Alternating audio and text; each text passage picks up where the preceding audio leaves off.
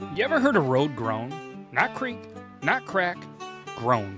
Like the land underneath is shifting, stretching, trying to speak. They say the earth forgets nothing. And on Orbed Road, it remembers everything. What's up, everybody? Welcome back to Street Sign Storytime. Not only is it fun to say, but these stories, well, they're fun to come up with. And we have been on the road a lot every single Thursday. And this week also Friday, Saturday, Sunday in the lovely town of Philadelphia. We've been eating at Brenda's Pizzeria, driving by the Cook's Diner. It's a lovely little town. Obviously hitting up the old stores because, well, that's a North Country staple. We've been going by this road, here in this road, and we had to talk about it. So without further ado, we bring to you a Street Sign Storytime. Let's go. Because tucked deep in the northwestern corner of Jefferson County lies Philadelphia, New York.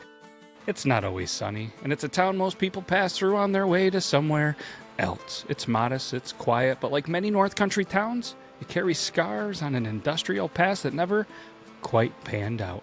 Back in the mid-1800s, during the short-lived iron rush of northern New York, geologists believed the hills surrounding Philadelphia might hide valuable veins of ore. In 1842, a Boston inventor named Marshall Biddle arrived with a charter, some big ideas, and even bigger promises. He and a team of engineers founded the Jefferson Iron Company and began mining just east of the hamlet in a stretch of woods, now bisected by what we call Orbed Road. At first, it seemed legitimate. Biddle even brought in a Scottish foreman named Callum Fraser, an expert in deep shaft tunneling. The team unearthed what they believed to be hematite, rich, dark, heavy ore, and sent it back east in wooden carts. But within 6 months, things, well, they started to change. The ore, it began to crumble. By the time it reached the forges in Albany, it had turned flaky, light, almost hollow. It wasn't iron, and the more they dug, the stranger things became. Workers started to report tools vanishing from their satchels. Yeah, kind of like Indiana Jones.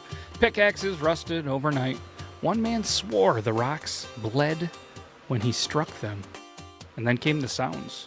At first, it was just knocking, rhythmic, predictable, like an echo or distant dripping. Then came whispers, words in no known language, carried on the draft of air that rolled out of the shafts. One miner, Elias Duggan, wrote this in his journal. It's not the ore we're digging out.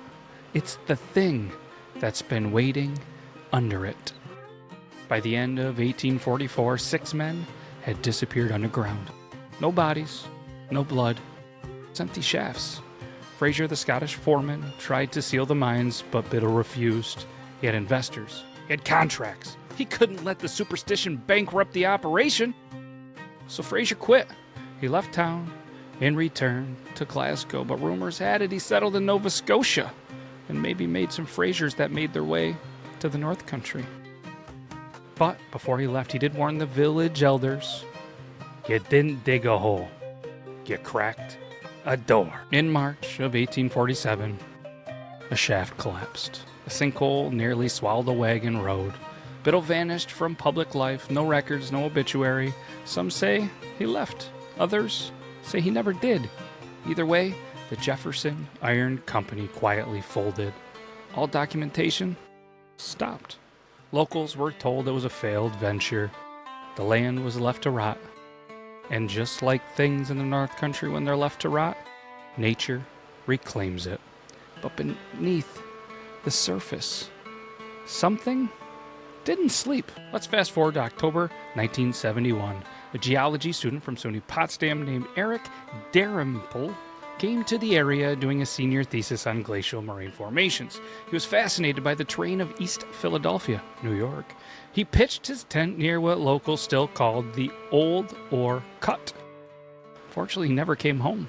Police, they found his tent 3 days later, torn to ribbons from inside.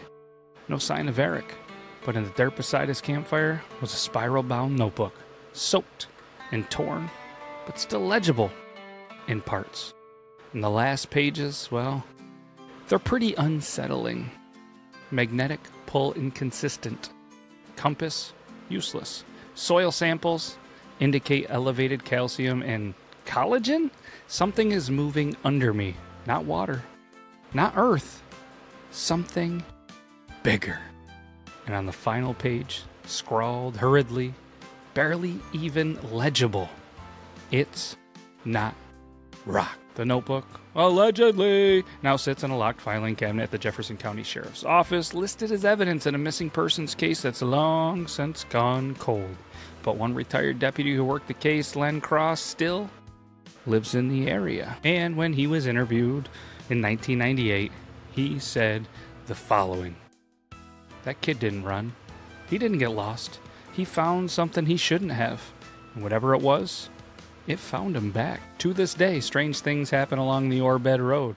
Drivers, they report sudden drops in elevation, like the road flexes. Tire pressure sensors go haywire, phones lose signal, GPS maps go black. A few brave souls who've walked it at night claim the road hums. Low, steady, alive.